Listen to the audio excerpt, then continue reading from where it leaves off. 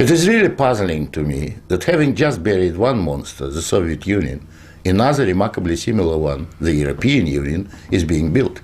Exactly what is the European Union? Perhaps by examining the Soviet version, we can get the answer.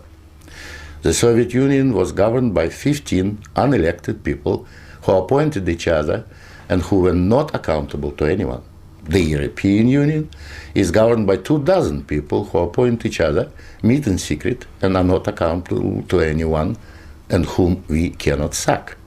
One might say that the EU has an elected parliament. Well, the Soviet Union had a parliament of a sort too, the Supreme Soviet, which just rubber-stamped the Politburo decisions, pretty much like the European Parliament does, where speaking time in the chamber is limited within each group and often amounts to 1 minute per speaker.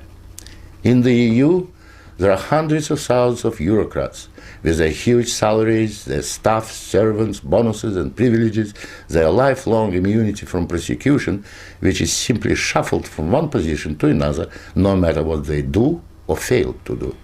Is this not exactly like the Soviet regime? The Soviet Union was created by coercion and very often with a military occupation. The European Union is being created admittedly not by armed force, but by coercion and economic bullying. In order to continue to exist, the Soviet Union spread itself further and further. The moment it stopped spreading, it started collapsing. And I suspect the same is true of the European Union. We were told that the purpose of the Soviet Union was to create a new historic entity, the Soviet people, and that we must forget our nationalities, our ethnic traditions and customs. The same seems to be true of the European Union. They don't want you to be British or French, they want you all to be a new historic entity, European, to suppress all your national feelings and live as a multinational community. After 73 years, the same system in the Soviet Union resulted in more ethnic conflict than anywhere in the world. In the Soviet Union, one of the grand purposes was the destruction of the nation state. And that's exactly what we observe in Europe today.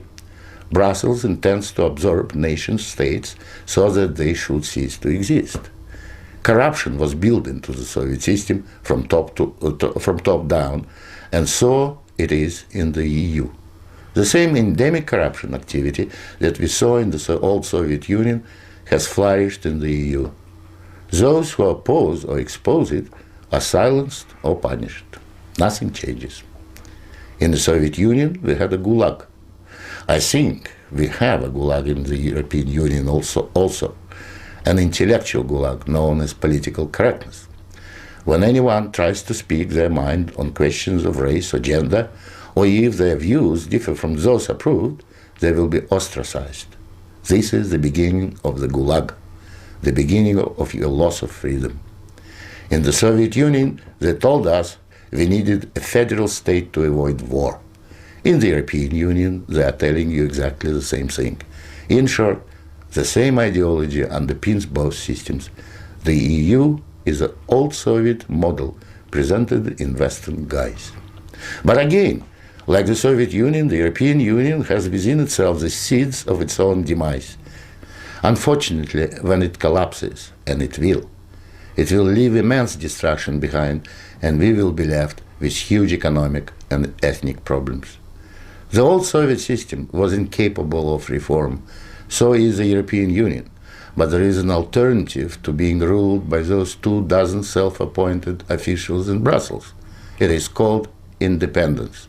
You don't have to accept what they have planned for you. After all, you have never been asked if you wanted to join. I have lived in your future, and it didn't work.